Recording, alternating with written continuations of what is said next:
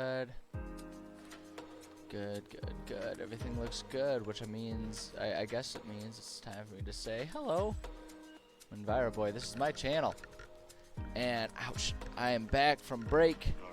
And I have been properly tenderized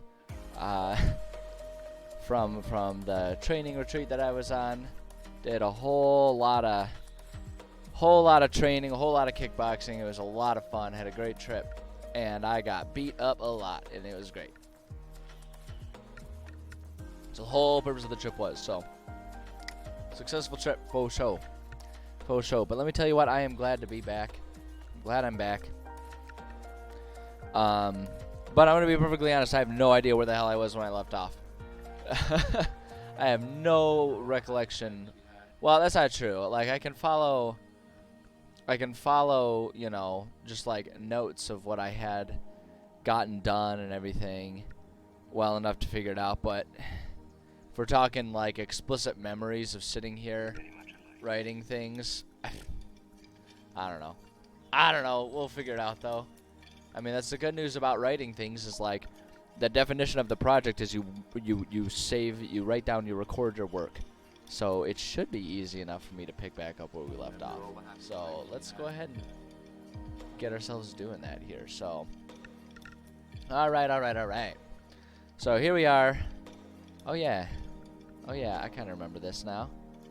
I do kind of remember what we were working on. We were working on a dungeon. Let me load up that, yeah, we've got the dungeon.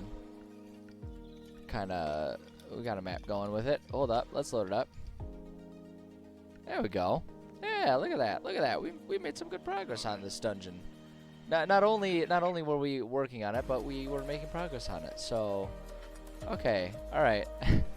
I'm kind of I promise it's just from the time away. It's not that I got hit in the head a whole lot while I was on my training retreat. It's actually mostly my legs that are all kinds of beat up. I have a noticeable limp at the moment, and this morning's workout, whoops, I'm kicking the desk here because I'm that clumsy. This morning's workout was, it was a disappointing series of compromises for me to just keep moving while doing substantially less than I might typically do. So, yeah, it was like a combination of being proud of myself of getting anything done at all, while also being just largely disappointed in myself and my inability to perform even the most basic things like a light jog. I had to walk. I had to walk instead of doing my run this morning. I don't know, but lamenting over, the point is, as much as I'd like to say that it was getting hit to the head that is making me not remember what the hell I was working on before I left, it is entirely just the fact that I don't remember. I just don't remember. It's my own faulty memory more than anything else. Hold on a second.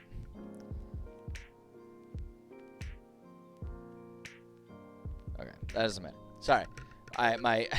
Because I just got back into town yesterday, we missed our D&D group last night, but we're coordinating to try and do it tonight instead, so I have to just make sure that planning situation is working okay, which it seems to be. But yeah, so we've been working on this dungeon, and by God, we're going to finish it today. I had hoped to finish it before my trip, but that didn't happen, and that's fine, because we got working on all kinds of other stuff. Oh yeah, absolutely. Hey Danny, yeah, absolutely. That's 100%. That's 100% it. I opened up by explaining I have been thoroughly tenderized.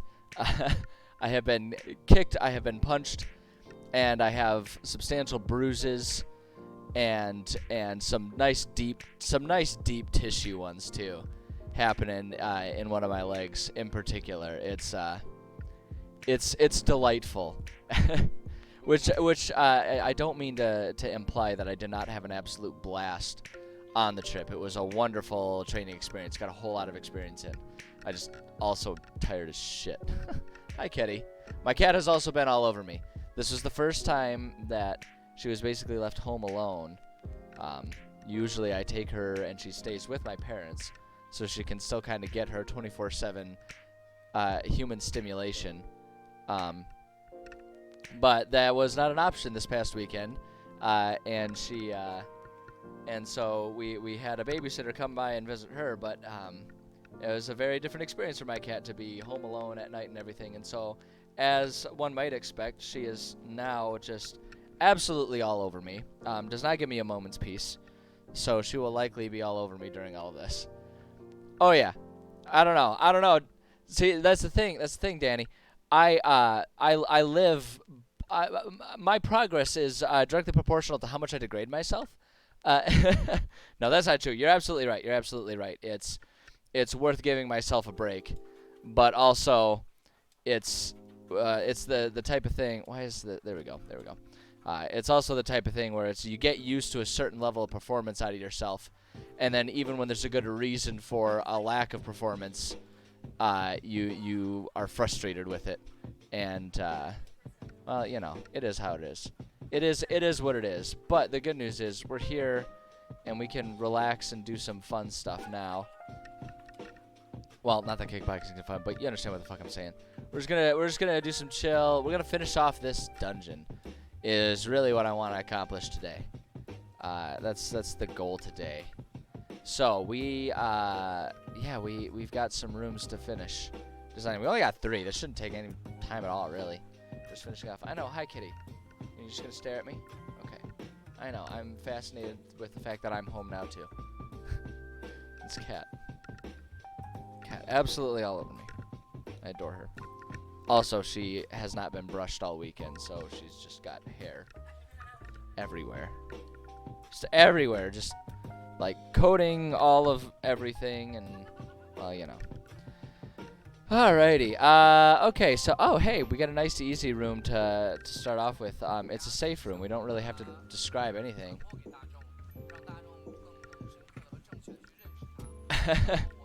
It's a certain level of performance without ever having done an intense retreat. Oh no, I've done these types of retreats before. Don't get me wrong. I've definitely done them before.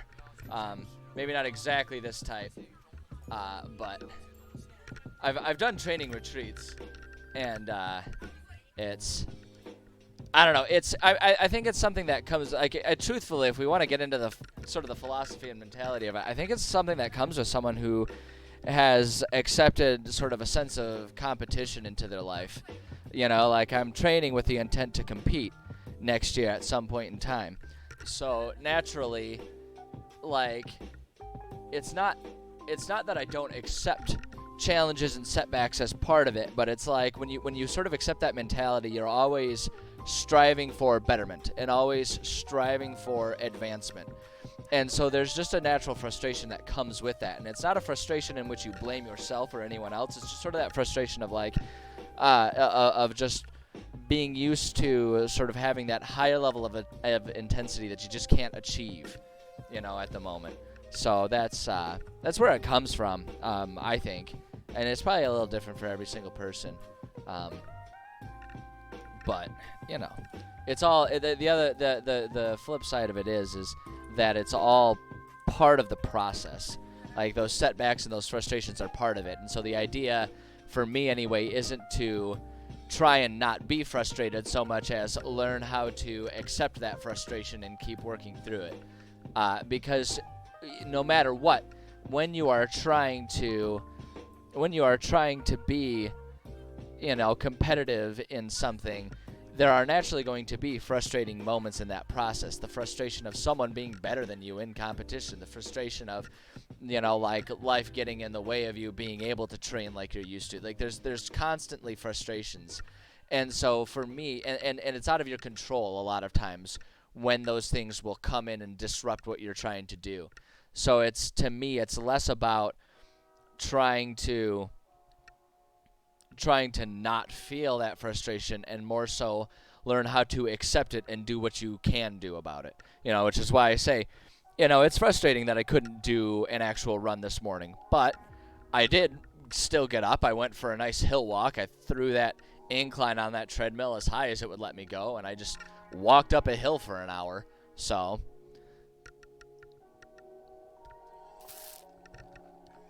seem competitive with yourself. Yeah, no, I think that's absolutely true.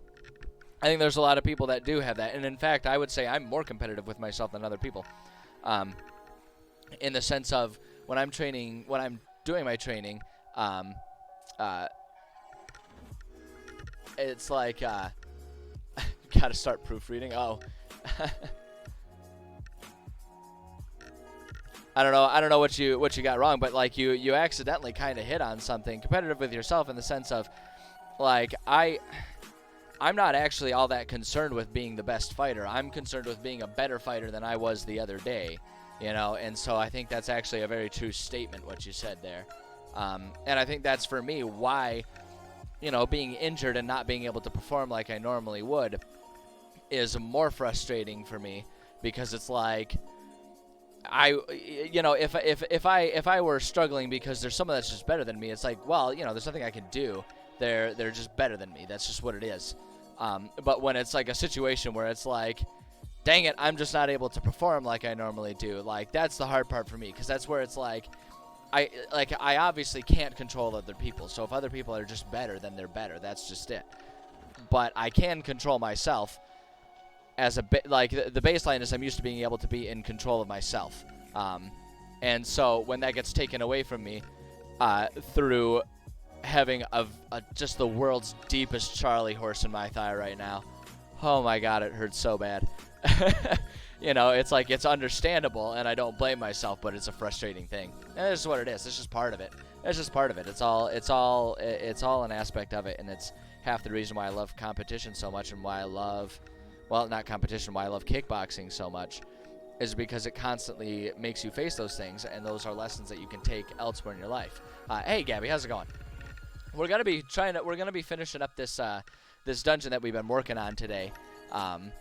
So it's that's kind of what we're working on here. But I'm just kind of chit-chatting a little bit about sort of my experience at my kickboxing training retreat that I was just at this weekend. Cat, my goodness. If you put your little butthole on my escape key one more time. Every time. It's just like, it's like a magnet. It just goes right to it. Yeah, I see you. Don't you do it. Okay, now you're just going to roll off the desk. Should just have a cat cam. Get one of them robot cameras that like follows the motion around, so it'll follow the cat around. She can see what ridiculous things she does. She's cuddling with a pen right now.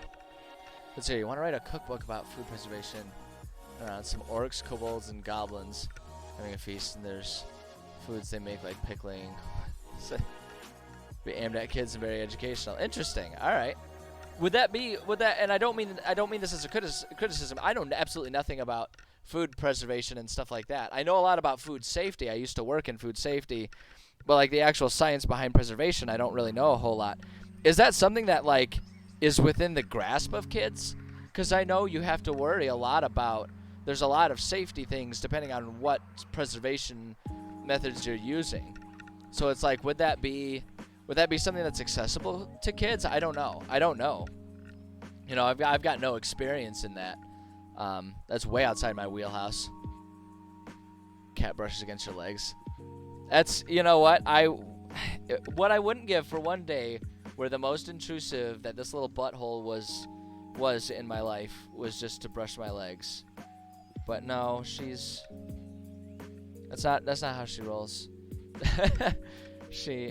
And don't get me wrong, like 95% of the time I love it, and she's adorable, and she's such a wonderful cat. But it's like she doesn't have a sense of boundaries.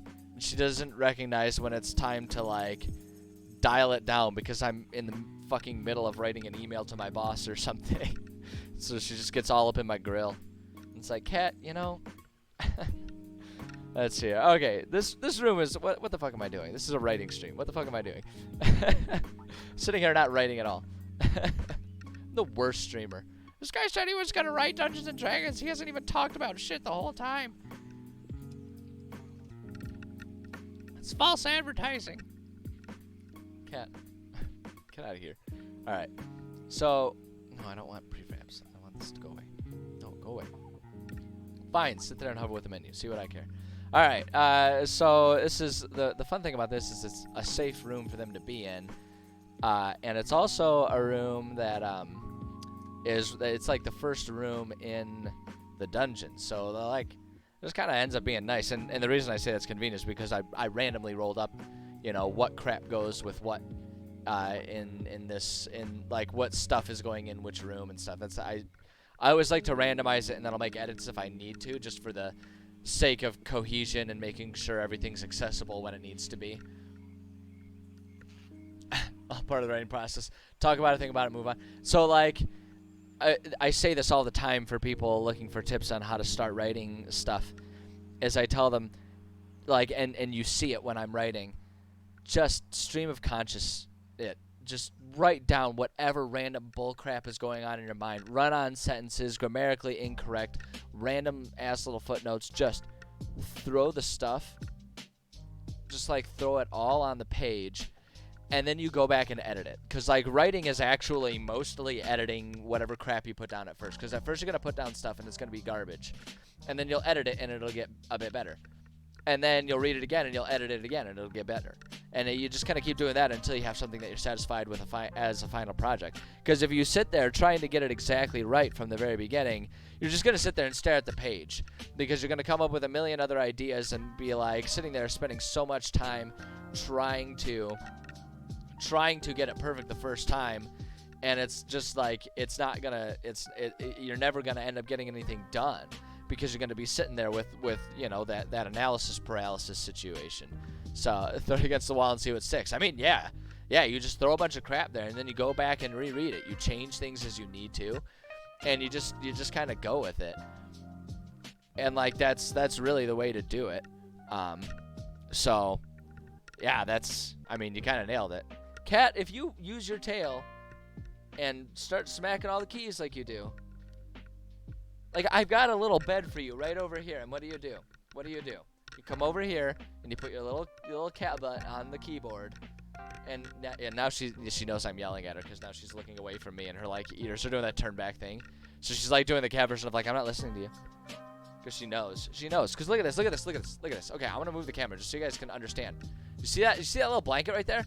I hand crocheted that. I crocheted a little bed explicitly for her, and I put it right there so she could be on the desk. And where does she never lay? On the damn bed. Yeah, I know. I'm making fun of you. One-eyed cretin. Anyway, safe room. As you walk into, let's actually write something. That way I can at least say I did something productive today. As you can see, my brain is still not really focused back in on regular life processes. Exactly. Thank you. You understand my pain. You go through, you do everything you can for these animals, and what do? They blow the proverbial raspberry in your face, and they tell you to suck it. And we can't do anything because they've got the mentality of a 1-year-old. They don't understand words. I can sit here and yell at you, but the truth is you have no idea what I'm saying. It's just like my brother-in-law has the best description of what goes on through the minds of like dogs and cats, and it's basically just, you know, the static noise that you get from the static on a TV. Just like that's all that goes through their heads. And I think that's probably the most apt description of it all. Like, there's no coherent thoughts. There's just static. There's just the TV snow. That's it. As you walk into this first chamber, you can see from the light of the entrance filtering in. Yeah, exactly. No thoughts. Head empty. Yeah, that's pretty much it. Yeah, my cat now looks like she's prepped for a nap. I know, I yell at you, but the fact is I love you. As evidenced by the fact that I let you stay here. I pay for your room and board, and I expect nothing out of you. Like, I don't even try and pick up my cat. Like, if she comes by, I'll pet her. Otherwise, she's free to do whatever. I ask nothing of her. If that's not devotional love, I don't know what is. So while you're in the first chamber, you can see from the light of the entrance filtering. This is the least focused stream I think I've ever opened with. All over the place. Talking about everything except for what I'm supposed to be doing. Exactly. Alls I want from you is for you to appreciate the things that I give you. And you only do that like 50% of the time when I feed you. And so you can see from the light of the entrance filtering in that this cave is composed of dug out chambers in the dirt. Roots from the grasses and trees on the hills above grow through the packed earth into the chambers below, searching for water that you suspect will pool any time there is a heavy rain. Boom, there we go. Okay, there's the description. That's the beautiful part about this one. We don't need it to be all that intensive a description. Use pre-looped yarn. Hey, crocheting, actually, I mean, if it's something you're really interested in, crocheting actually isn't too difficult to learn. When you want to start getting into fancy patterns, it can be a little bit more intense. But crocheting is pretty straightforward. It didn't take me all that long to learn. I'm not excellent at it, and like kind of getting smooth and even with it, that takes practice. But the actual function of doing it, not that hard. Not that hard. I think I think anyone is capable of figuring that one out. That one's an easy one. Knitting is different. I do knit from time to time as well. I'm working on another blanket that I'm knitting, and that one's a bit trickier, I find. Like you have to be like crocheting, you can just kind of go back and forth like a typewriter, not really think about it a whole lot. But with knitting, I find, at least for me, like you're still kind of going back and forth, but it's like it takes more attention, and you have to like count stitches and stuff more with knitting, and it takes more work. But crocheting isn't too bad. Oh, don't be jealous. You could learn it. And anyone, like I say, anyone is capable of learning it. You just gotta be brave enough to try it. That's but yeah, I think you can do it if you wanted to. Oh, but the flip side of it is, if you have fun doing the pre-looped stuff, then Jesus Christ, just stick with that. Like, there's no prize for knitting. The prize is that you can say that you knit. there's nothing else about it. Every grandma can knit, so it's like, same with crocheting. So it's like, if you have fun with it as it is, then like fuck it, don't learn to crochet. That'd be a stupid waste of your time. Yeah, for sure. I will be on later streaming Mass Effect. I'm actually more excited for that one. Less thinking involved with playing Mass Effect. I get to just sort of react. So no, I will be on later. At this point in time, it's about an hour and a half from now. So hopefully we'll see you then. Thanks for stopping by. I appreciate you. Let's see. Okay, so we got the safe room. We don't really need to add much else there because it's a safe room. Normally for the safe rooms, I like to add a little description about how. Excuse me.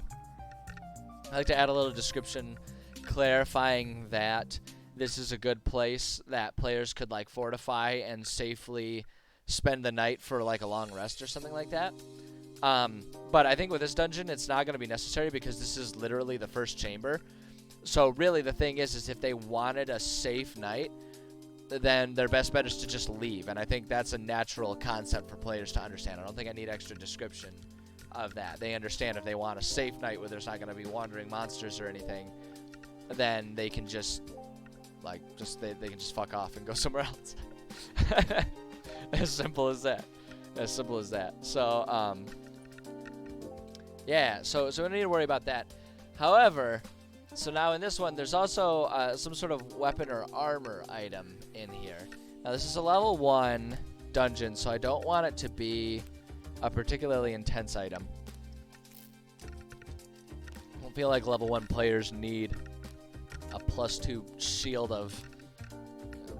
shield of winning every combat. So what I want to do, and usually I try to have everything be thematic, but the theme for this one is underground. So what I think I'm going to do for the weapon, honestly, here's what I'm going to do. we'll do weapon. And it's gonna be kind of silly, but it's got something fun for the players, especially if there's like a barbarian. Sticking out of the ceiling is a particularly thick and sturdy root that looks as though it were grown just to be a club. As you yank on the quote handle, the root the root gives way and falls out easily, revealing a thick knob at the end, making it an even better stupidest weapon. I'm in a mood today, man. I'm in a mood today, and I'm just like coming up with the most ridiculous shit. Revealing a thick knob at the end, making it an even better club than you first imagined. You hold it, and it, and it feels firm. No, I don't. It's getting a little too phallic.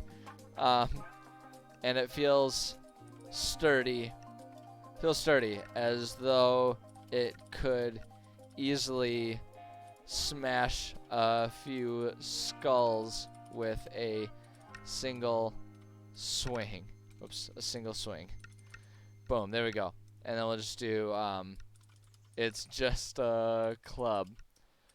But the players found it, and they should be proud of themselves. And it's perfect too, because it'll be a really good lesson in disappointment, because they'll have success seeing one root and being like, oh wow, it turned into an item, what a great thing. And then they're gonna tug at every single root they see from now until the end of the dungeon. And it's just going to be just a long chain of disappointing revelations that there's just nothing special about 90% of what they're going to be encountering. An important lesson to learn.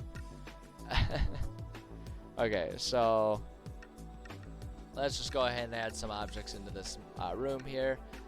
Luckily, we don't need to do a whole lot here. Let's see, I want to bring the scale down again. I've been using the half scale if I'm remembering it right. Yeah, so let's just... Okay, wait, hold up. We need to unsnap this ish. Unsnap that ish. Here's what we're going to do. We're just going to... I'm going to see if this goes a bit quicker to do it this way for putting the roots here. We're just going to, like, scatter these ones around, and then we'll grab another one, another... form of the roots there, and we'll now just scatter these ones all over here. You know, we'll just start like make them less common and kind of bunch them a little bit. Do stuff like that. Put one right there. We can put we can turn this one into a real knot right there. Maybe there's a tree up there or something, and then check it. We'll put that one right there, and then we're gonna do this one. That like right there,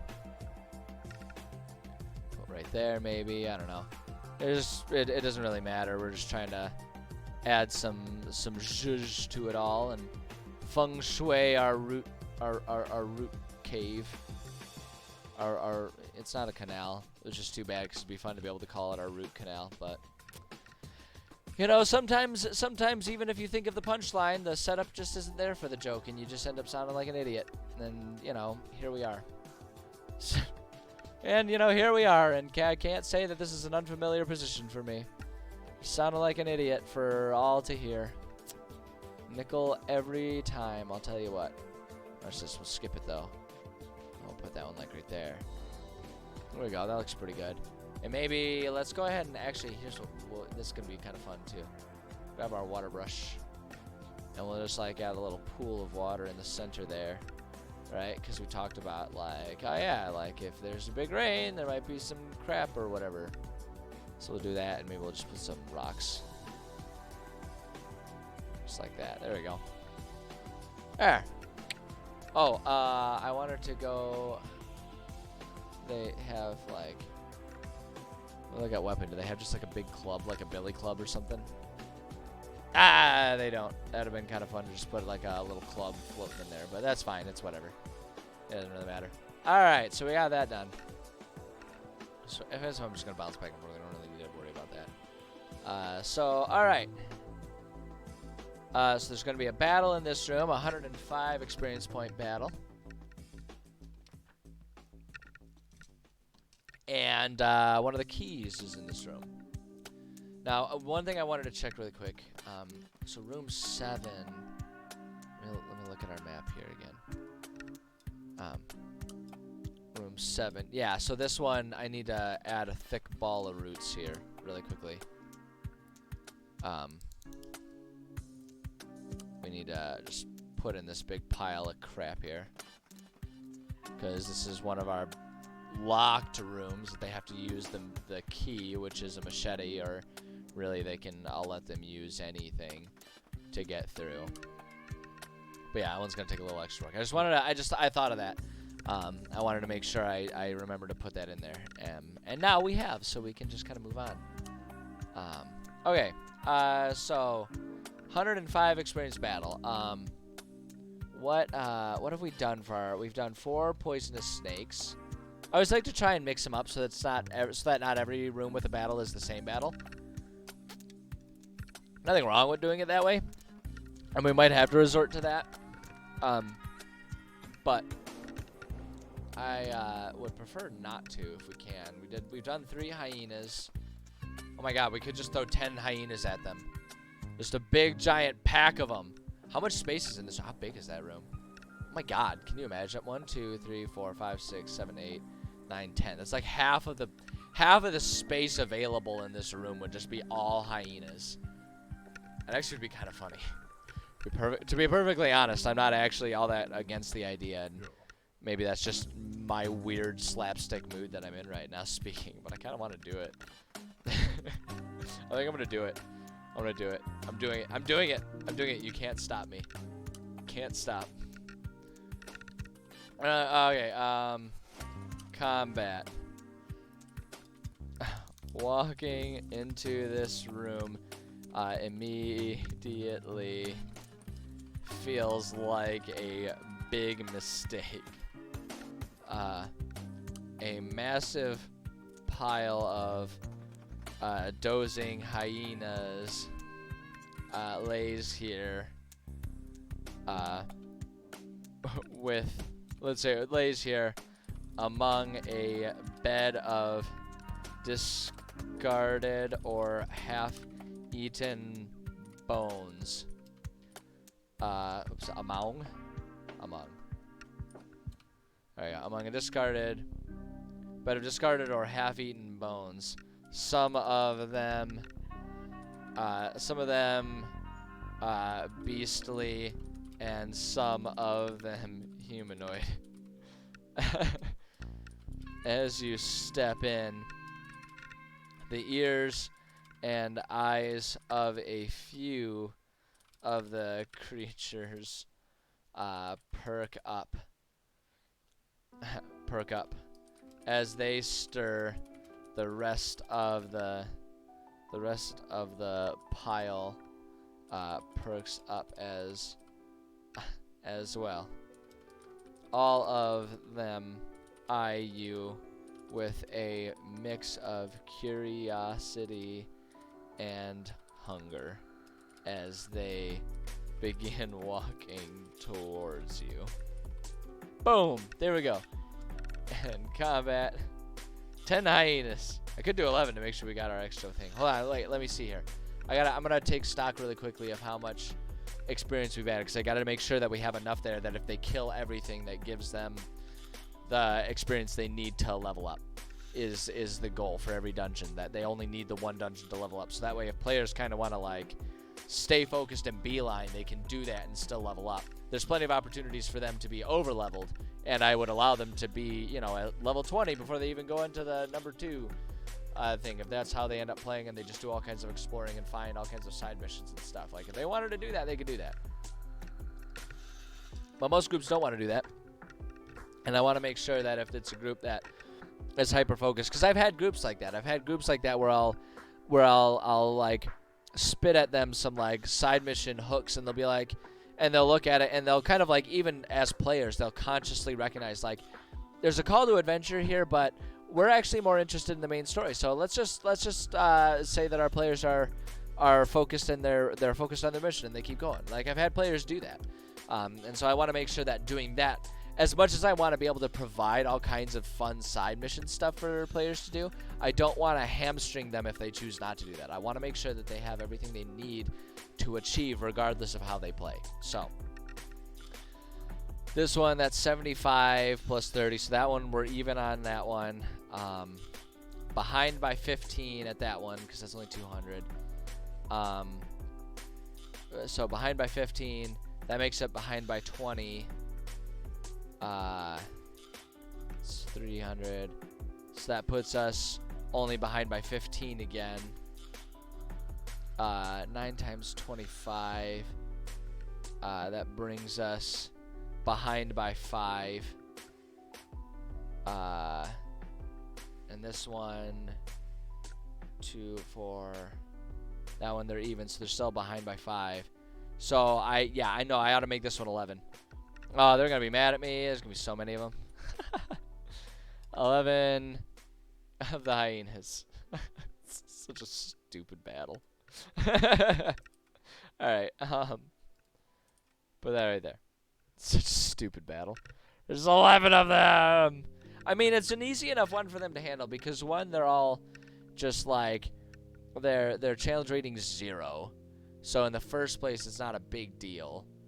But in addition to that, if we look at our layout here, if they're all just in a pile over there, it'd be very easy for our players to bottleneck them and just kind of 300 that shit and just like kind of clean them out one at a time. You know, as long as they're handling it really well. And so like that's actually a really good combat to give to a group of level 1s that may have a bunch of new D&D players. It's a really low-stakes way of helping them understand some combat tactics. So it's like if they wade in there, they'll find themselves quickly surrounded and overrun in terms of our, in terms of the combat, the combat economy, right?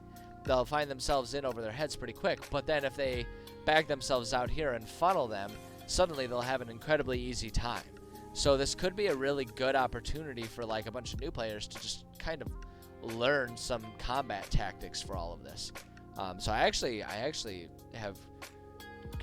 What's really happening here is I'm convincing myself that this bad idea is a good idea, but I think I've successfully done it.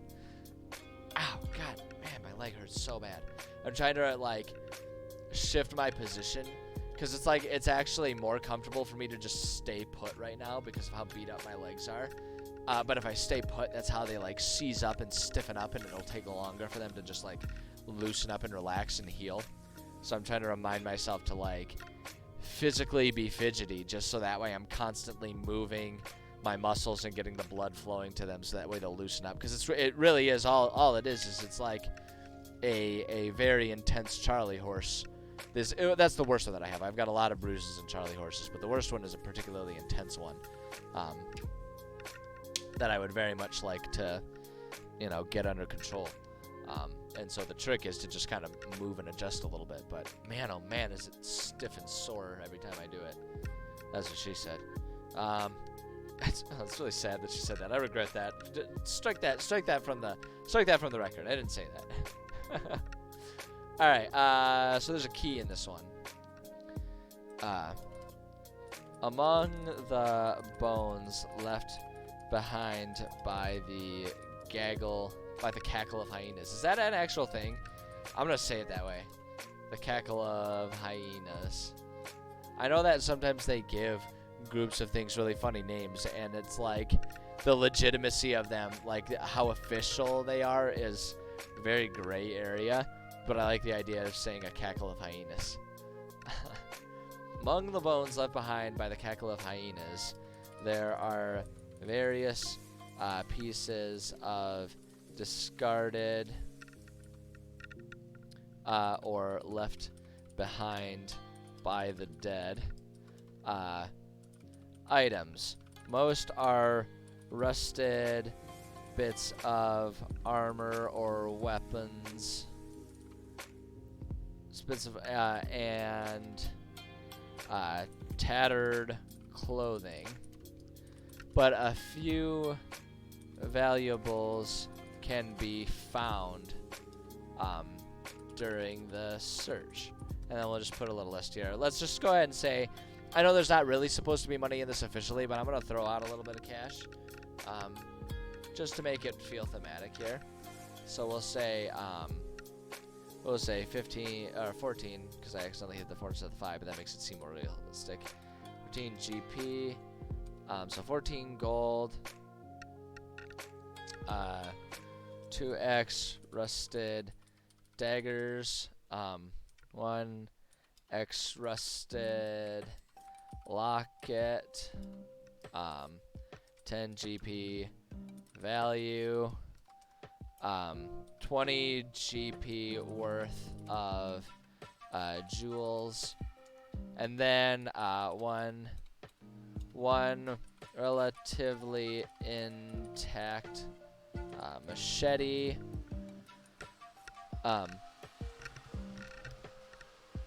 Okay, hold on a second. Okay, it does not appear that the mic is picking it up. I can hear it through the headphones. I'll try and pay attention to see if it distracts on the microphone. They have started doing the lawn care outside of my apartment, which means there's going to be some very loud lawnmowers going back and forth, and I've got the windows open because it's absolutely gorgeous outside. But I'll try and make sure and pay attention to the microphone, or if anyone hears it and says something. Wait, hold on, they're coming back.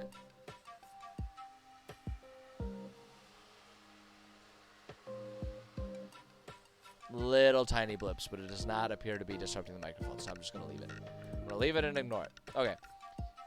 If that changes, I can close the windows. It's not actually a big deal. I just don't want to because, one, I'd have to stand up, and who the fuck wants to do that? And two, it's gorgeous, and I love being able to save on my energy bill. Anytime I can go a full day without triggering the AC in summer is a good day for me. Okay, one relatively intact machete. It's dull, but not rusted. As it is, it can handle small and medium-sized roots, but probably not big, thick ones. Boom! There we go. Okay, so there's our key. And actually what we'll do is just say key. Just so that way it's like, there we go. So that way it's obvious that's what the key is. Okay, so there's that. Let's go ahead and decorate our room. Okay, we're going to do the same thing that we did before with the roots. Keep the big ones there. I know that one's poking out of the back end a little bit there, but I'm hoping no one notices. I mean, like, no one in the game. You all noticed it because I was a dum-dum and I pointed it out. So it's like, you know, you get what you deserve, but... Alright, let's just do that. Put that one right there. No, put that one like that. Like that. There. We'll throw maybe another extra one right there. Boom.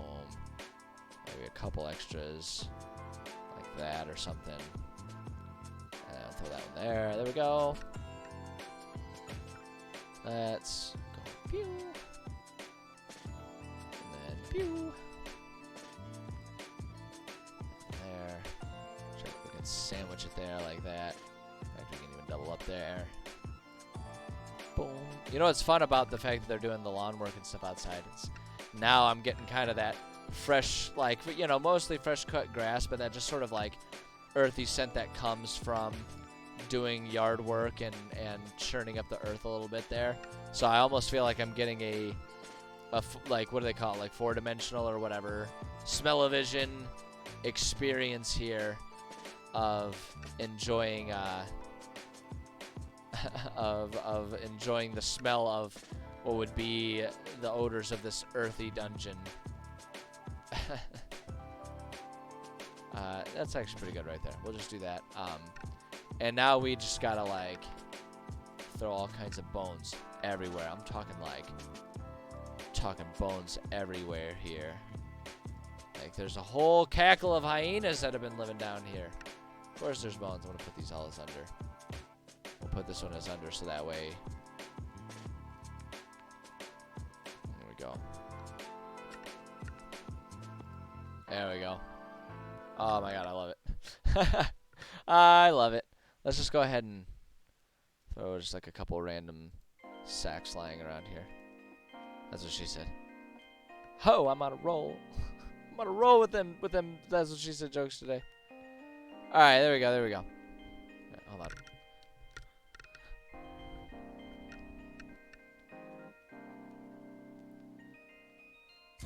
Let's see here.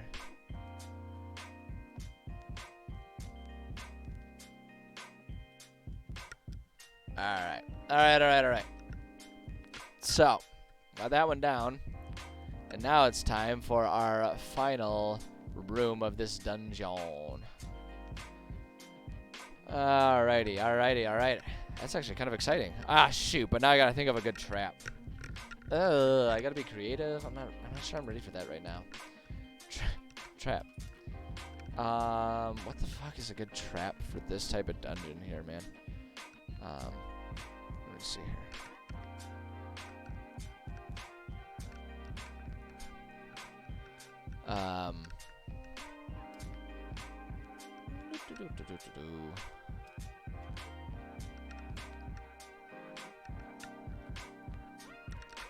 Oh, what would be a trap? I almost want to just like have there be like an actual or like an accidental natural like snare from all the roots. Like just have this room so thick with the roots that trying to navigate through it, there's a good chance that the players will get like snared up in all of the roots and get tangled up and need help getting out. So it's like the trap is just that they'll need, I don't know, like maybe they need to get some sort of like athletics check, athletics or acrobatics to like nimbly move their way through the roots, and if they fail, if they fail they're like tangled and they need help from someone else to get their way through, or they would like need to cut their way through or something like that. I kind of want to just do it that way and just have it be so like even if they're cutting it, then like maybe that gives them advantage to get through it, but they could still step on a root that'll like entangle them or something like that. I kind of want to just do it that way. I feel like that's actually kind of a fun trap. Oops, that's not the one I need. We need this one. Room is thick with roots coming from all sides. Let's see, sides, including the floor and ceiling. Wowie. And ceiling. The roots, we'll say, as you try to navigate through, you feel the roots snaring all of your limbs, occasionally even your head. Though not sentient, these roots seem to know how. Know how. I can type. I swear to God, I can type. They seem to know how to tangle you up expertly. Players need to make medium acrobatics or athletics checks to make it through. If using, let's see here. If using a tool to cut the roots, have advantage on checks. If fail, become entangled.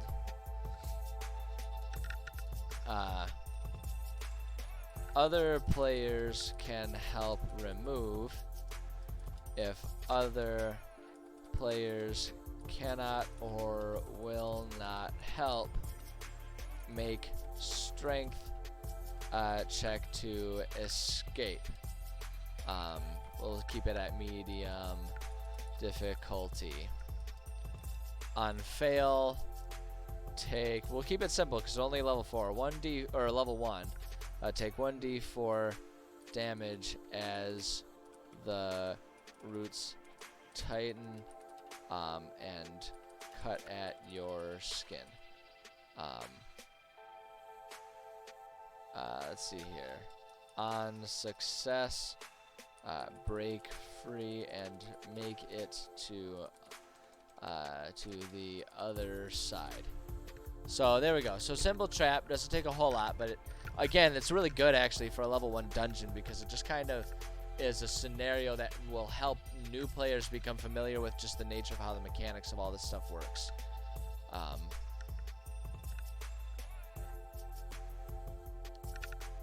Alright.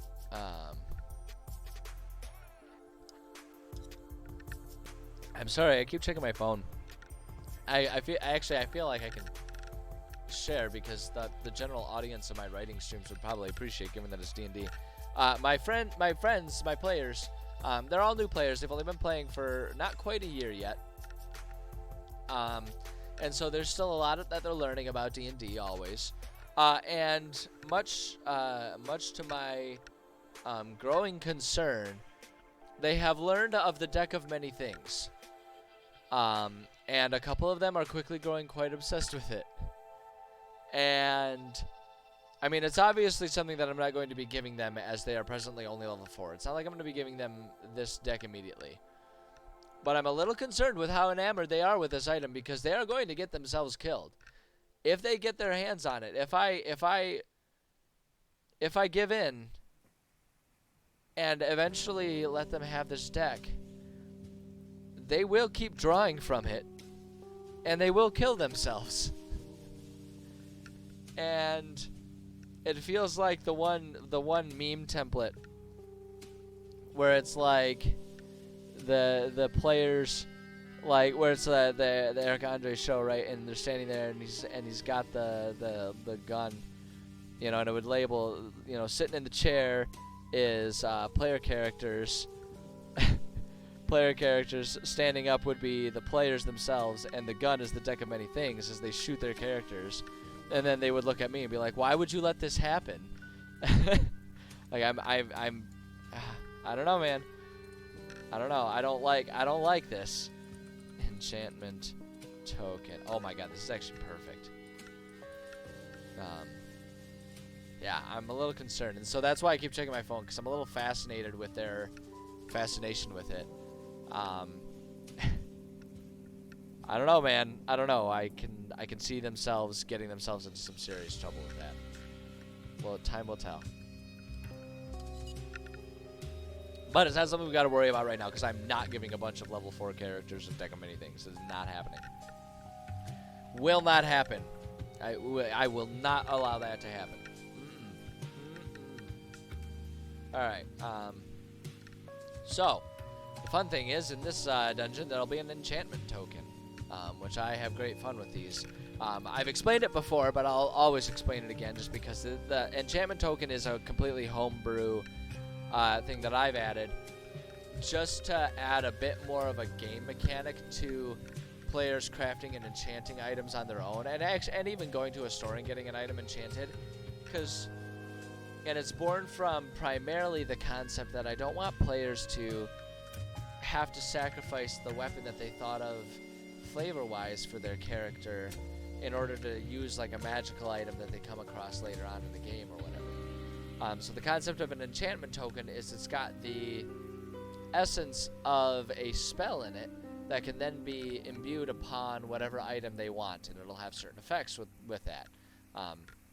Based on what the spell is, what the level is, and all that kind of stuff, and what the item they put it on.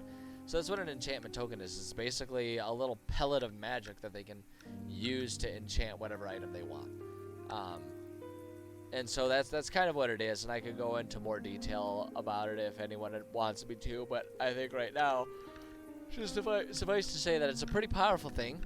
Although at level 1 I would only give them a cantrip one, so it's like they can add a small cantrip to a glove or something, so they can once a day snap their fingers and have a free cast of a cantrip or something, which I think is a perfectly fine thing. So yeah, but that's kind of perfect because it's like within the room, this room that is like trapping them, far off to the side, a little out of their way against a wall, they can see. Oh, excuse me, I could feel that yawn coming. That's why I paused. They can see a little glint of something, and if they want to go get it, then they have to make extra rolls on this trap mechanic thing or something, which I think would be fun. So enchantment token on the, what I want to have is check really quickly here. I do want to just quickly look. Right, so here's our room right here. So yeah, like they would want to get across anyway, but like if we just tuck it in this corner or something like that, then it's like, oh, they're gonna want it. You know, they're gonna want it. All right. In the corner of this room, you can see a small glint of what appears to be gold. Okay. Oh, excuse me, getting to this mysterious glint requires going through more of the entangling roots. Another's one roll to get there and one to get back. So they might potentially have to take 2 rounds of extra damage to go get this item. Let's see here. Let's see, getting to this. However, the brightness of this glint seems to have an almost magical quality, and what I'm going to do, I'm going to say if players make Arcana check, and we'll make that easy. An Arcana check. Just gotta make a check here real quick. Players make Arcana check. They can confirm that it is a magical item. So there's that. I wonder if she's hiding from the lawnmower. Yeah, that's what she's doing. Which, as much as I love that little bug, so I was saying, after getting back from my trip this past week, and she's been all over me, and quite frankly, I'm okay with the fact that she's not all up in my face right now. I love my cat dearly, and I know she just missed me, but whew, man, she's been all over me. Alright, players make Arcana check, they can confirm it's a magical item. Token is imbued with the... Alright, now we gotta go and we gotta choose a cantrip here. And I have a couple ideas that I gotta just double check and make sure that they're cantrips. So let's go here. Let's go to game rules. Let's go to spells. Let's go to spells. Come on. There we go. And then we're just gonna put only cantrips. Filter the spells. And so let's just go ahead and see. Acid Splash. So like I say, I like my tokens to be kind of reminiscent of the dungeon or the environment that they're found in. So I'm thinking, if I'm remembering my cantrips right, there's one or two that like would include like manipulating the earth, and so I want to see if we can find that. Infestation would be a good one too. Light would be a good one, actually. Be able to provide themselves light in the darkness there. That's not a bad one. magic stone. What's that one again? Touch 1 to 3 pebbles and imbue them with magic. You or someone else can make a ranged spell attack with one of the pebbles by throwing it or hurling it with a sling. A thrown it has a range of 60 feet. If someone else attacks with the pebble, the attacker adds your spellcasting ability modifier, not the attacker's, to the attack roll. On a hit, target takes bludgeoning damage equal to 1d6. Oh, excuse me. Oh my goodness. Alright, yeah. I guess so that's one of them. That's one of the ones that could work really well for this environment. Mold Earth was the one that I was thinking of. That was the one I was thinking of in the first place. And I actually like that one because it's not explicitly a combat-based one. So I'm not giving them at level 1 a strong free combat spell. You know, I'm giving them the chance to change the Earth a little bit, which, you know, if they wanted to really get into it and do some sort of crafting right away, which with a cantrip wouldn't be too out of the question. If they wanted to do that, like, right away, they could even, depending on how far they get in the dungeon, oh, excuse me, and even use it to, like, manipulate this dungeon, or if not, they can manipulate any other, really. So, I think I want to do that. Token is imbued with the cantrip, Mold Earth. Work with players to decide time to imbue. Time to imbue an item and what the effect will be. So it's like I leave these things pretty open-ended, so that way they can be kind of customized. You know, if the player finds it, what do they want to do with it? What's their goal? What's their vision? And then as long as it makes sense, based on what is, what is given in the description of the spell, right? It's like it provides a description, but then we're gonna try and add it onto an item. And so I like to be able to have that flexibility, so that way it's like you can kind of figure out what makes sense in the context, as well as in terms of what the player wants to do with it. So I always leave them a little open-ended that way, if I can. But yeah, honestly, I think that's good. And that kind of gives us the remainder of our dungeon there. So let's go ahead and just decorate here. So now this one, here we go. I want to try doing the scatter tool. And I want to see, like, let's just kind of scatter things around here. Let's see here. It's kind of got predetermined places where it will let you scatter things, any given thing, but like this is actually kind of working with the bigger things here. Right, so yeah, if we do that one, we can do this one as well. We just do all this kind of crap here, and let it just kind of be randomly decided. And we grab this one as well. And so I'm okay with these ones being bigger this way. Look at that, actually it works even better if I just like randomly click, because it'll like randomly spin them around and stuff. Look at that. Oh man, that's perfect. Now that's a tangle of roots right there. Or I'll tell you what, that right there is a tangle of roots. And just for fun, under a few toadstools in there, just to add some atmosphere. There we go. I like that. I like that. Okay, so we'll do that, but then we gotta do one thing. We gotta do one thing. Try doing gold.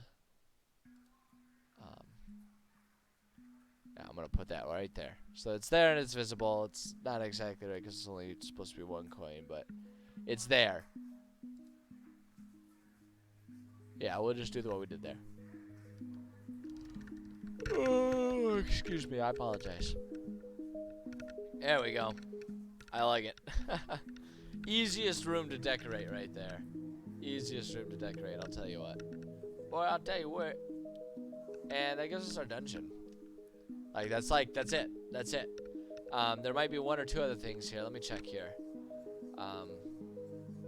So we can go ahead and get rid of our key here. I like to leave that up in case I forget what I'm looking for out of myself. It happens. But if we do that, okay, so that's good. We do need to do wandering monster things, which if I can, I usually prefer. I'm trying to think about how I want to do this. I prefer the wandering monster ones to be kind of on the easier side of things, because I use that to, if they haven't fortified, to be able to give themselves a long rest. I use the wandering monsters to disrupt long rests, so that players don't fall into the habit of clear a room, long rest, clear a room, long rest, right? I mean, I could add consequences of like, oh, you know, this much time has passed, but especially early on, like, that doesn't do anything unless you're willing to sabotage your own entire campaign that you've got planned. So by adding the wandering monsters as a way to disrupt it, they'll hopefully learn, like, oh, we can't just like sit down and excuse me, long rest anywhere we feel like it. You know, we actually have to fortify, set up tents, prepare ourselves, have effective watches and everything. Like, it gets them to think about, like, oh, we can't just willy-nilly say use the long rest as a god mode button, right? Like, we actually have to think about our resources and our health and our spell casting and all that kind of stuff, or we have to think about our environment and use that to our advantage. So that's why I make sure to do wandering monsters, because I don't like just downright telling my players, no, you can't long rest when you want to. I always feel like that's kind of scuzzy for a DM to do. So it's like, instead, make there be sort of rules that they can catch on to about, like, when you can and can't have a long rest without me explicitly saying, like, no, don't do one right now, because that makes the dungeon too easy. Like, you can't fall back on that. That doesn't work. So what I'd like to do is, so it's 20% of a D10, which means there's 2 options. So I always just like, yeah, see, oh yeah, I got it written right here. Should be set to medium difficulty for intended player level. Exactly. I want it to be somewhat of a challenge, but at the same time, the challenge is really just that it disrupts your long rest. So, but I'm gonna make 2 of them here. So let's go ahead and delete these. So if we want to set them to the medium, which is then going to be our, like, medium for the floor. So if we have easy, medium, or easy, medium, difficult, and boss. Those are the 4 levels of like, based on the experience points and everything. So if we want 2 mediums, we need 250 combat battles. So, or 215 experience points, excuse me. I think I said 250. But I could have just pretended that I said 215 and I just put the emphasis on the wrong syllable. But I'm not going to do that because I like to be honest with you. Hey, Gabby, welcome back.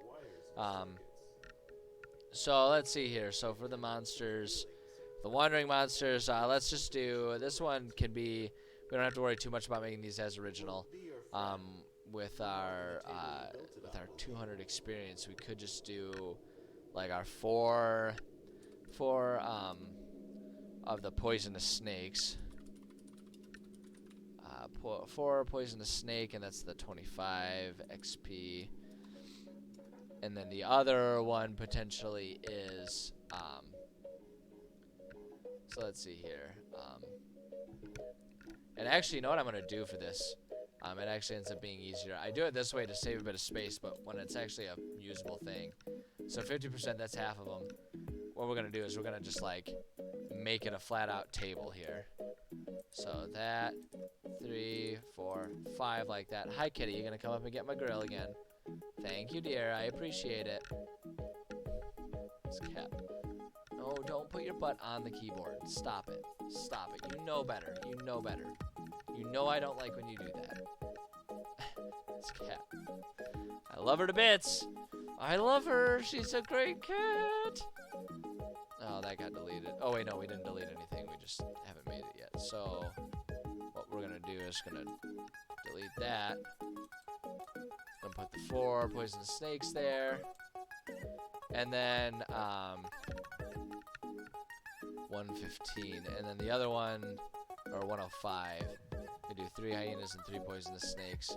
Honestly, you know what? I'm just gonna keep this one all. I'm gonna keep all these as poisonous snakes.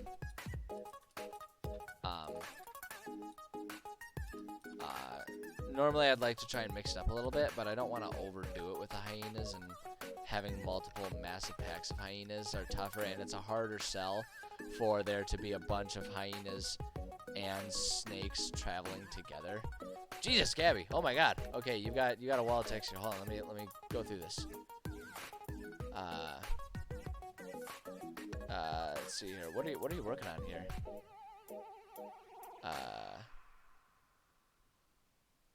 You got something about kobolds going in. It looks like you're making some rules with them. I'm not sure what that's in reference to. To be perfectly honest there, but you got some interesting stuff on kobolds going on there. All right, let's see here. So 20% chance of uneventful night. So there's 2 possible uneventful night rolls here. Sort of copy that, paste it. There we go. And then on a 10, there could be divine intervention, which is a tool I use to give my players guidance when they need it. So there we go. Oh my God, my back. Oh, excuse me. Don't mind my old man back.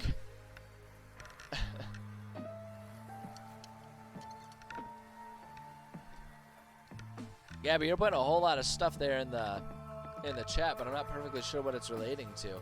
I don't know if you're working on like a race or something like that. I feel like I need a bit more if I'm going to understand what you're sharing with me. It looks like you put a lot of thought into it, whatever it is. Let's see here. You're working on Kobold like a character or something, or as a race or something. So let's see here.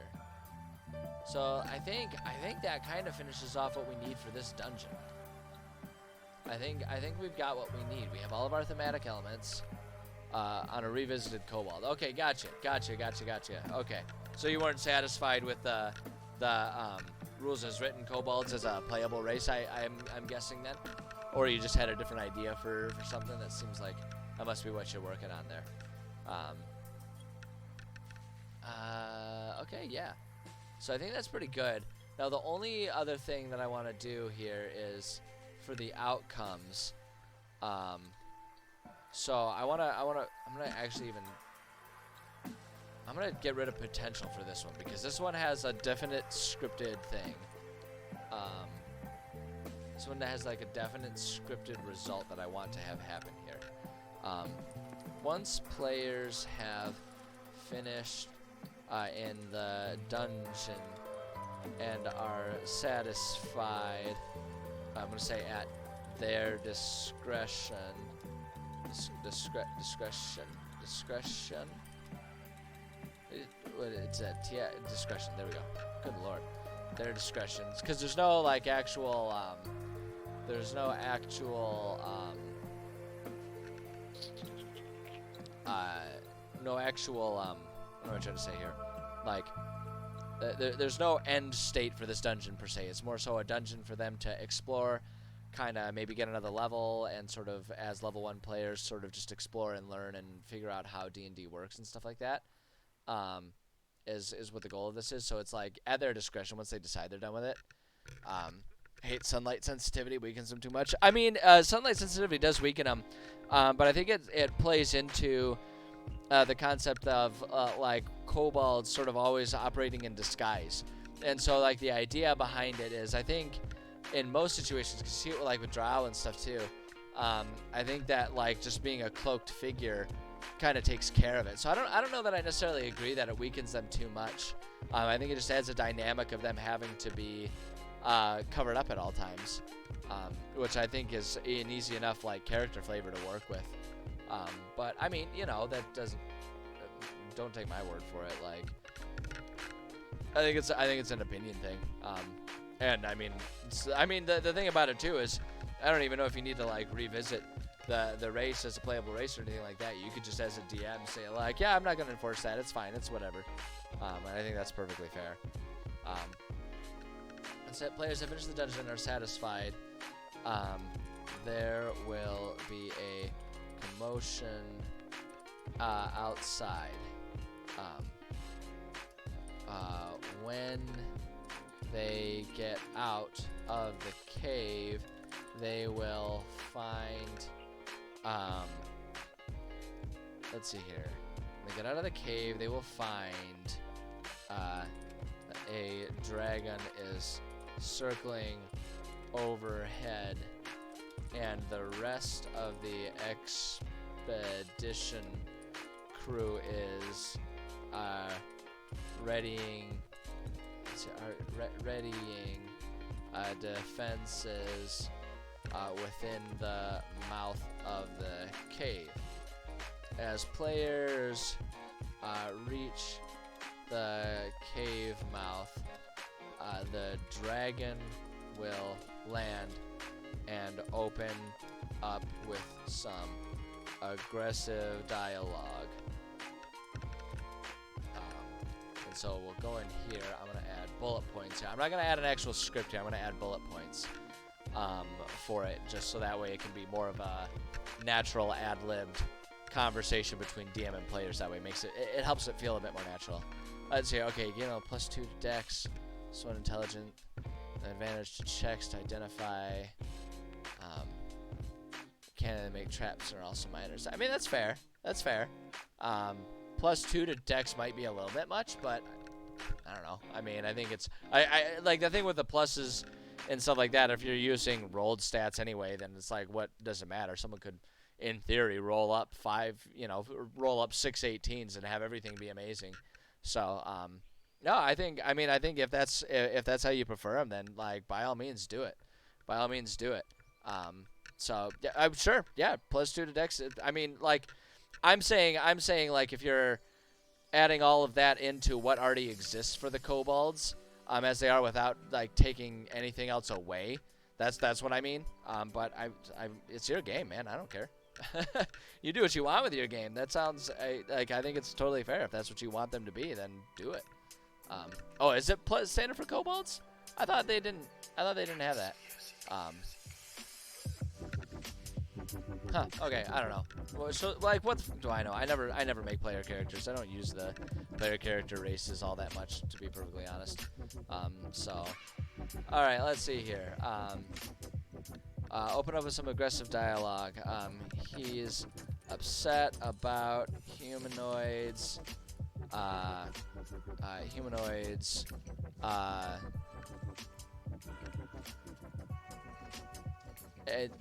They get a +2 Dex. So they get +2 Dex as a standard, and you gave them the +1 intelligence on top of it. Okay, I gotcha. Yeah, I don't spend much time with the player character races, to be perfectly honest. I'm a DM for life, so I just don't I don't spend a whole lot of time. I'm not all that intimately aware of them. I spend a lot more time building dungeons and stuff like that. So yeah. No, I mean, like I say, I think homebrewing and doing stuff like that is, especially if you're a DM, if you want to do that, then just go for it. Yeah. Oh yeah, rub it in. You get to be a player and a DM. Yeah, it's wonderful. Great. I'm happy for you. No, I'm just fucking around. So no, it's like, I think I don't know. I don't think there's necessarily a right or wrong way to do it. If you want the kobolds to have a little something extra, then give them a little something extra. That's great. That's great. I know for me, I don't do much in terms of changing races on the whole. If a player comes to me with a specific change and they have a specific reason for it, I'm all for it, usually, as long as it's not too game-breaking. But, like, rewriting a race for my game, I usually don't do that so much. I usually let the balance be what it is, and then if players come to me with a specific alteration, then I'll consider that specific situation. So as far as, like, how to balance an entire usable race and stuff like that, I don't know. I don't know the art of it very well. So let's see here. So anyway, our dragon here. Said about humanoids. uh, doing crap in his planes, wants them gone. If players discuss, Jesus, you DM 3 games? How much free time do you have? That's insane. Good for you. Good for you. If players discuss a trade or a deal, he will bring up the what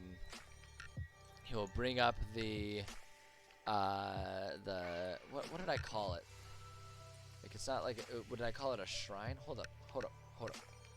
I put it in here. Let's see here.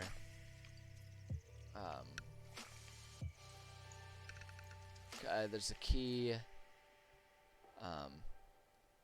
Players next to a shrine. Okay, we did call it a shrine. Okay, there we go. So I gotta be consistent. With myself. So let's see here. So he'll bring up the shrine and the shrine, the mirror, and the keys that he needs. Will agree to allow players passage if they help him find the keys so he can use the mirror to guide the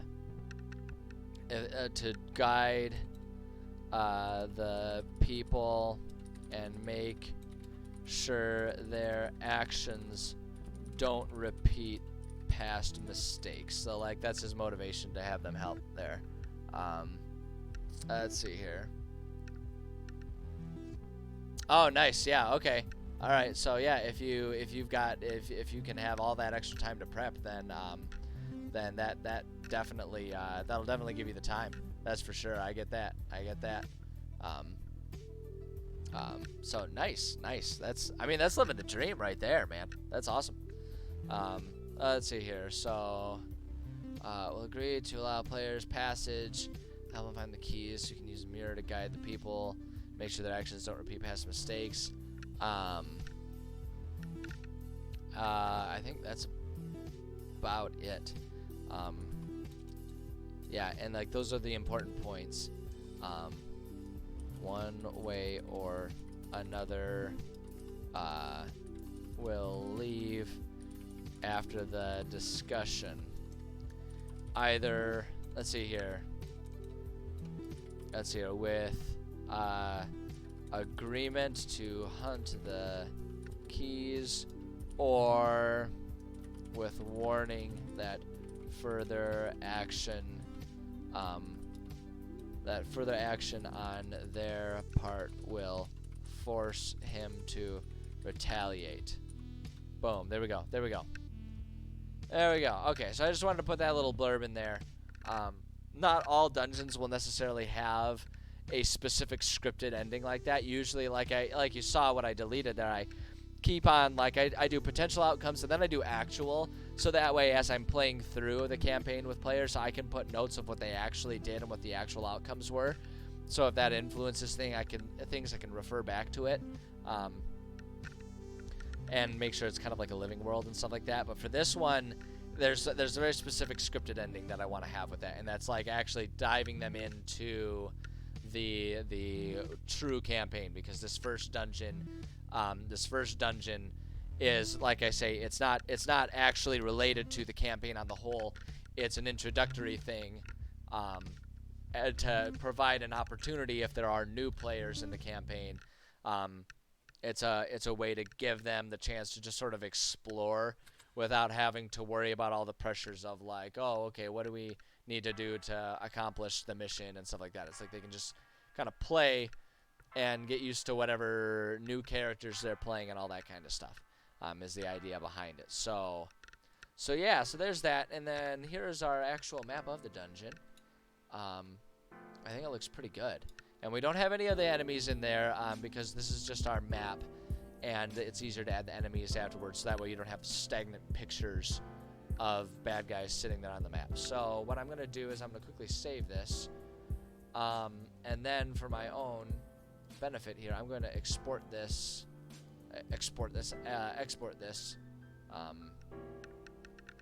So now here's, I guess I can offer this as a little bit of a tip for anyone who's trying to use this using Dungeon Draft, especially Dungeon Draft in combination with Foundry, because I found that if you don't do things quite right, if you don't do things quite right, it's pretty easy to accidentally create a map that can crash Foundry pretty quick. And I imagine it's true for just about any virtual tabletop system you're using.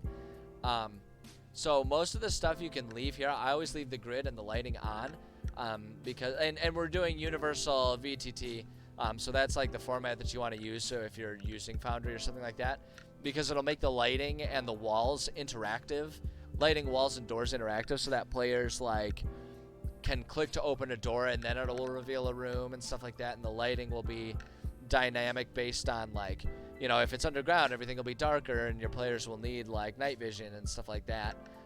So you want to do it that way. And then you've got a couple options that you can do here if you have like overlays and stuff like that. I leave them just as is because I don't like to add too much complexity. This is just basically a battle map functionally. The important thing here is your grid PPI. Make sure that that's low enough that it's not going to crash. Because I made the mistake of trying to like pump it up really high originally, because I've got a computer that can handle that kind of stuff. The problem is the server that you use for your virtual tabletop might not be able to handle that. So I keep it as low as it'll go at 70, because it doesn't really impact the play, and it doesn't really impact what players are seeing. It might make things a little bit grainier sooner when they zoom in, but even that, it's not really an issue. And so really what you're just doing is making it so that players are a bit more snapped onto the grid, which really isn't an issue. So because that's kind of what you want, right? You want your characters to be snapped to the grid. So I always keep that pretty low, and by keeping that low, you don't need to worry about the server struggling to load and handle the game, the system. So just throw that little tip out there for people. So I'm gonna export this. I need to put this into the proper location. Bear with me for a second. It's here. Beginning cave is all we're just naming this one. So beginning cave. Boom, save. It's gonna export and render that. There we go. It has been produced and rendered, and we are good to go. And so we can go ahead and close out of that, and there we go. So now we've got our dungeon finished up. Want more minis? Oh man, so here's the thing. This is where I'm a really weird DM. I don't collect minis, and it has less to do with whether or not I want them, and more to the fact that I don't have the money. I do not have the money to invest in minis, or at least in enough minis to be able to have all of my enemies be minis. And it would bother me to have some things be minis and other things not be minis.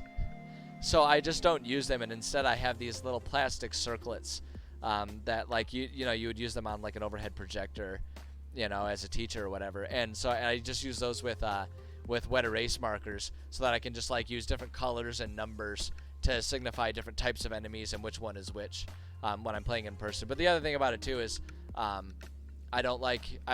always avoid investing too much money in minis myself too, because most of my sessions that I run are online, and so my sad minis would just sit gathering dust while I'm playing online most of the time. So it would be a lot of money spent, and depending on where we are when we do meet up in person to play, I may not even use all of the minis that I bought for every dungeon. So I don't know. Minis are awesome, and I wish I had the resources to not care about it, but unfortunately that's not the case in my life. So yeah, I don't do minis, which is too bad. Instead, I blow whatever spare D&D money I have on source books and dice, because dice you can use even when you're playing online. I trust my players enough that we go ahead and just roll our dice if we want to. But yeah, so there's our dungeon. We got one dungeon done, which means we're like 1/100th of the way of making all of our dungeons. Maybe not. Well, maybe a bit further along than that, but no, that feels good. That feels good. And you know what? We've got some time that I don't see a reason for us to stop yet. So let's go ahead and think about maybe starting our next dungeon. Because you know what else would we do? This is a writing stream. We got like a half hour left. Got a half hour left. We might as well work on some more stuff. So let's just go ahead and I'm gonna save one last time, just to make sure. Go ahead and close that out. So we've made our first dungeon. Oh, we need to change the title from Dungeon Template to Dungeon Template Zelda Style. I've got a few different dungeon templates, and I've decided to lean on the Zelda Style dungeon for this one. It's a bit more game mechanic-y, but I don't know. It's what I'm in the mood to make. So we need to just retitle this. Beginning, and we're just gonna call it the Beginning Cave, and we're gonna do level 1 because this is meant to be for level 1 players. So we'll just call it that. There we go. And yeah, there we go. So we can come back here and just kind of take stock of some stuff here. So we've got our main campaign steps, and I made sure to make 10 campaign steps because each step is a dungeon essentially, and each dungeon grows in complexity and difficulty and importance as they go. And it's like I'll present the dungeons in order. So we've got these things. Eventually, I also intend to add at least one side dungeon for each main dungeon. So at least 10 side dungeons that can be discovered that will offer up extra, like it'll offer up extra experience points, extra items, extra money, extra time to play. If players are just having a really fun time with this campaign and they want to do more in this world. You know, like sometimes that's the case. Sometimes players are just like, you know what? You know, players will be sitting there and they're like, oh, we're getting pretty close to confronting the big bad here. We can just kind of tell by the way the story beats are going. But we want to play some more. Let's just go and explore. So I like to provide that kind of stuff, but I usually like to do the side dungeons after getting the main dungeons done, because once the main dungeons are done, we've got like the clearest idea of where things are going to progress and how things are going to progress through the campaign. So it becomes a lot easier to think about like, oh, well, we can plop this dungeon in at this location because there's a high probability that players will run into it, you know, or we can add this one over here, or we can, I know at this point in time, you know, at level 5, they're going to be back at the city, you know, that's going to be their next chance to get back in the city. So we can add a clue or a hook to our side dungeon in the city then, you know, to go in that location. You know, you understand all the story beats best once the story is actually like finished up. So for now, let's go ahead and think about our next dungeon here, which is going to be step 2. So step 2 is scholar. So there, at some point in time, they're going to meet a scholar, and we'll have to add this, actually to, I kind of, let's see, actually, now that I'm thinking about it, maybe that's actually a good thing we can do since we don't have a whole lot of time. We need to add, I'm going to put it in the town hall, but we need to have like a scholar or like a records keeper. So I think I'm going to add them here. So we have Samuel Petrovich, who is the mayor of this town, Novotrogladny. We're going to add another one, and instead of naming him Samuel, obviously we'll come up with another name, but let's add I want to add like our records keeper, scholar type person, because they're going to need that. The scholar's actually going to be a pretty important character within this campaign, and I don't think we've actually done it yet. We've given them a whole lot of stores and shops and stuff, but we haven't done our scholar yet. So let's go ahead and let's just make a character real quick. We'll make our scholar. They don't need stats or anything like that. Let's go to our fantasy name generator. I kind of immediately with the scholar, they're gonna stand out a little bit because pretty much everyone in this city is human or dwarf. But the scholar, I feel like my immediate envisioning of the scholar is that He's like a very stereotypical fantasy scholar, where it's like an elf, and he's got like his like little circle glasses that he wears, and he's a little stuffy, because he works, he's a government employee, so they tend to be a little stuffy. Subtle dig at myself as a government employee. But let's do let's see, fantasy and folklore. Let's just go with elf names here. Let's come up with a good elf name here. And I'm thinking it's a guy. I feel like it's a guy this time. Just in my brain space here. Let's see here. Erlathan? I kind of like that one. Erlathan? Mia Maris? I actually kind of like that. Alright, yeah, we're going to use that name. Why not? It doesn't matter. It's all just randomly generated anyway. Paste that, and then we just want to keep that only. I don't know why it's blue. I don't want it blue. Okay, fine, whatever. We're just gonna go ahead and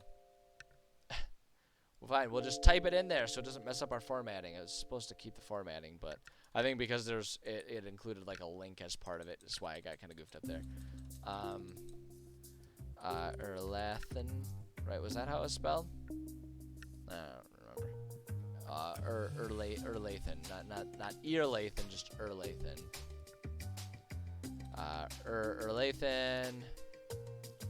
Erlathan Mia Maris. Sure. Mia Maris. Boom, there we go. I'm gonna do scholar. And actually, since we got two people going on here, mayor there. Okay, scholar. Oops. Man, oh man. Erlathan. That's probably how it's pronounced, right? Erlathan? I don't know. Erlathan is the town records keeper. Town record keeper. He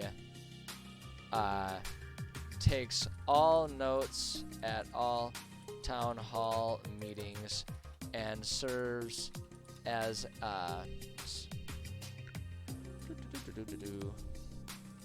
all notes at all town hall meetings and serves as an advisor to Mayor Petrovich. There it is. Let's see here. Thank you, Aquarius Vicky. Thank you. I appreciate the compliment. It's taken quite a long time to get my system to be visually appealing and functional. Both steps have been difficult to achieve, and have slowly been achieved over the better part of a decade as I spend more and more time obsessing over homebrew and world building. So, but thank you, I appreciate that. Let's see here. Takes all notes at all town hall meetings and serves as advisor to Mayor Petrovich. He also spends what free time he has working as a scholar / historian of sorts. Whenever people discover things within the larger area, he makes a point of interviewing them and recording what they have found. In this process, he has managed to record, create a decent collection of volumes that border on being a true encyclopedia. Is that how you spell encyclopedia? No. I think I got the E and the I. Yeah, I got the E and the I swapped out. And I added an extra O in there. Encyclopedia. Being a true encyclopedia. Let's see here. He also will occasionally go on his own excursions with an armed guard, of course, in search of verification of different rumors and myths he has heard about the area. If there is anyone in town to talk to about the area and what can be found in it, Erlithin is that person. Boom, there we go. Okay, and then just add some personality traits about this dude. Let's see here. Comes across as a little stuffy, but has a genuine passion for history and discovery. Is meticulous in his note taking. Let's see here. I don't know that there's a whole lot of other important personality traits to add to him. So we'll do that. Let's see here. Well, I guess we'll just also add if anyone comes to him with a comes to him with a question that he cannot answer, he will make a point of making that his top priority until the answer is found. Boom. So there we go. Yeah, there we go. Okay, so there we got our scholar, which is going to be a really necessary character in this campaign that we're working on. I mean, we can look at our campaign beats here, and it's like every third one they have to go talk to the scholar, and we didn't have a scholar. It was ridiculous.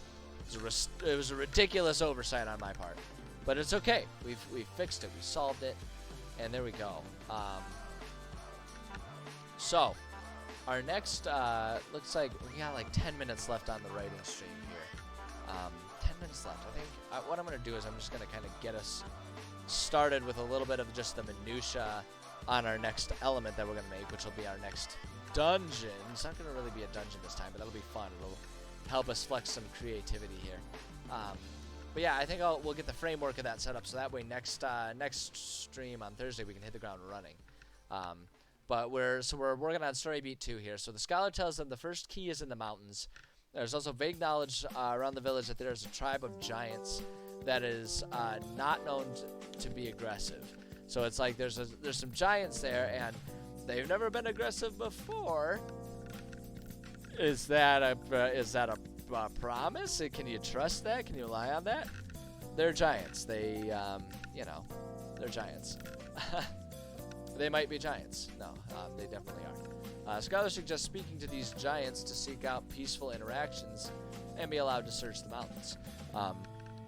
And that actually, that would track, because, we can make this more clear when we have the detailed notes. What he's going to say is, they've not been aggressive so far in the few times they've been spotted. Maybe it would be worth trying to ensure that, so that way you can have sort of free reign to explore and look for this key. As dungeon is just as we can almost actually, and in fact I'm going to do it just for future reference. As the dungeon, it's in quotations. It's not really a dungeon per se. The dungeon is players navigating the mountain path. I don't know why I have the word "as" there. It's a very unfinished thought, apparently. There we go. That looks better. Dungeon is just players navigating the mountain pass. Conclusion is making it through to the giant society, who does prove to be friendly, if a bit cautious and suspicious. So it's going to be, that's like an essential part of it, and this is where we can harken back to where we have our factions here. We have the High Doom Giant Collective, right? So we're working on our High Doom Mountains, and we talked about how there's this society of basically runts that are and kind of we're sort of home brewing, retconning a little bit that like these runty giants, like the runts of their litter, so to speak, are actually kind of just like what Goliaths are, which is like, you know, loose use of Wizards of the Coast lore and stuff like that. But it's homebrew; we can do whatever the hell we want. But because we're, you know, we already kind of established that, and we've established that they are much more open to the idea of outsiders and friendly interactions with said outsiders.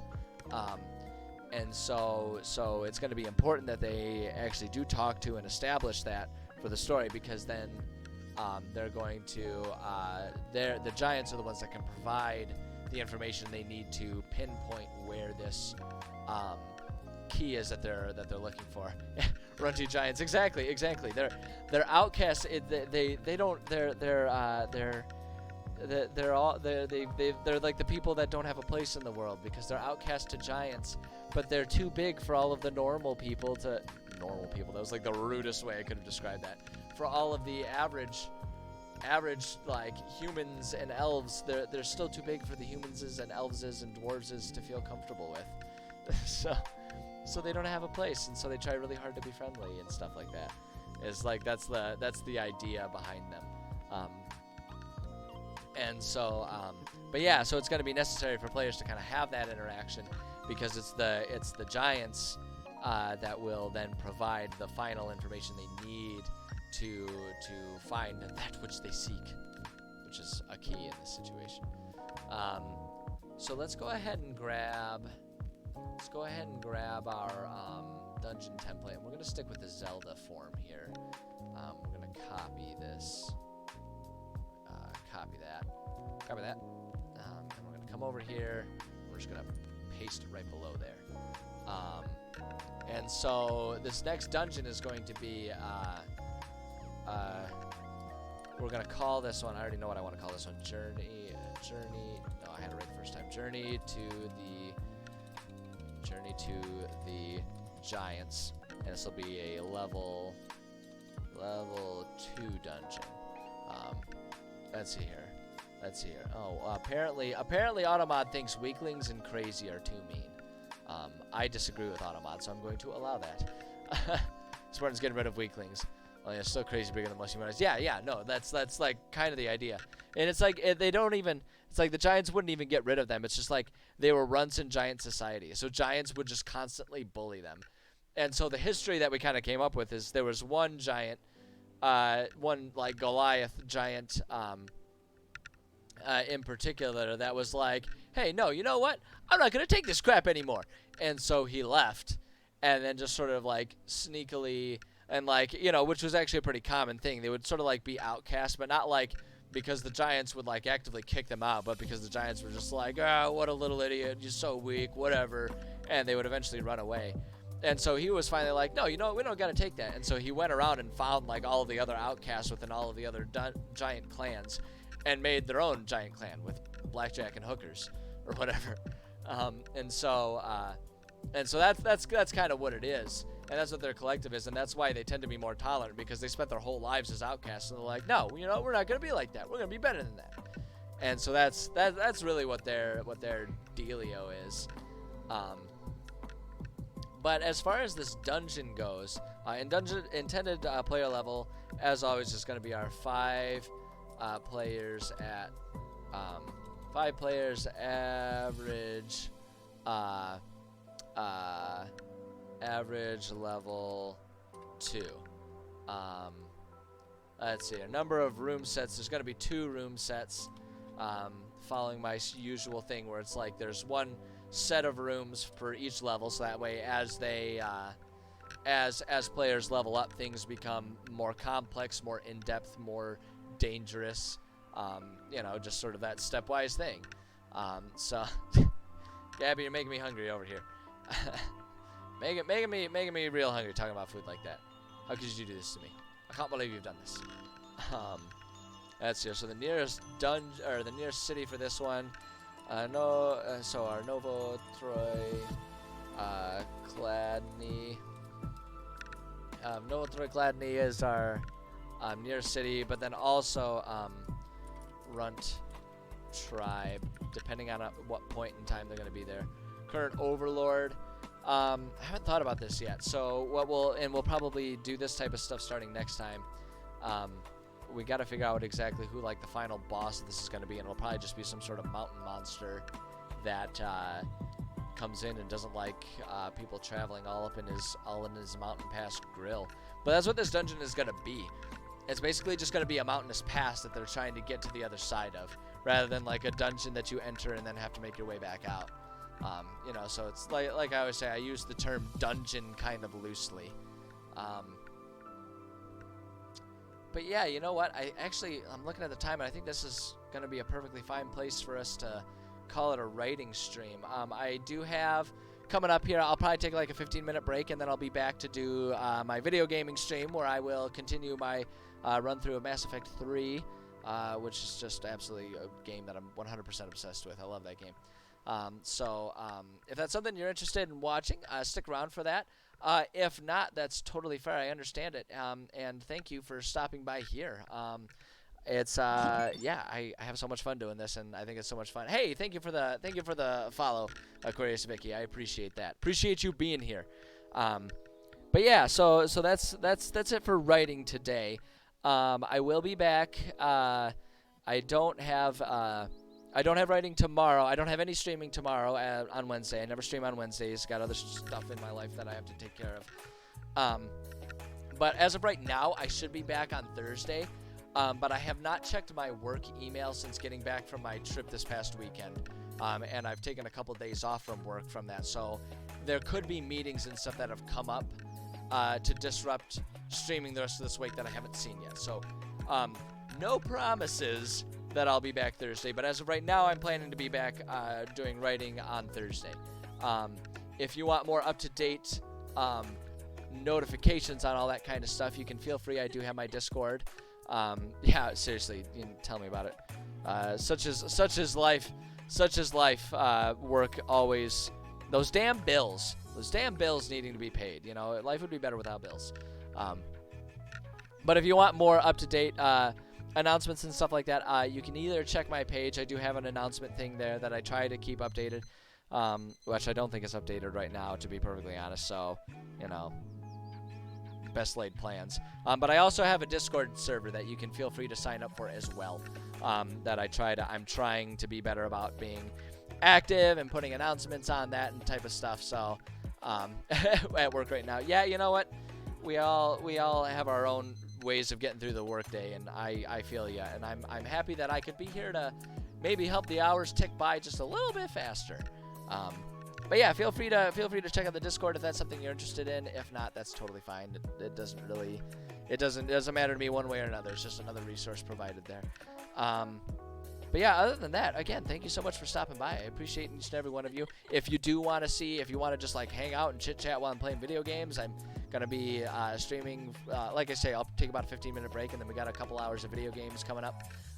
If not, you know, if that's not your jam, then that's totally okay. I appreciate you being here at all, and we'll see you probably on Thursday. But yeah, I appreciate each and every one of you. Y'all are cool people. I appreciate sitting here chatting with you and having a good time with you. So take care of yourselves, and yeah, I'll be back in, you know, probably about 15 minutes or so. But yeah, yeah, there it is. There's the end stream button. Okay, bye for now.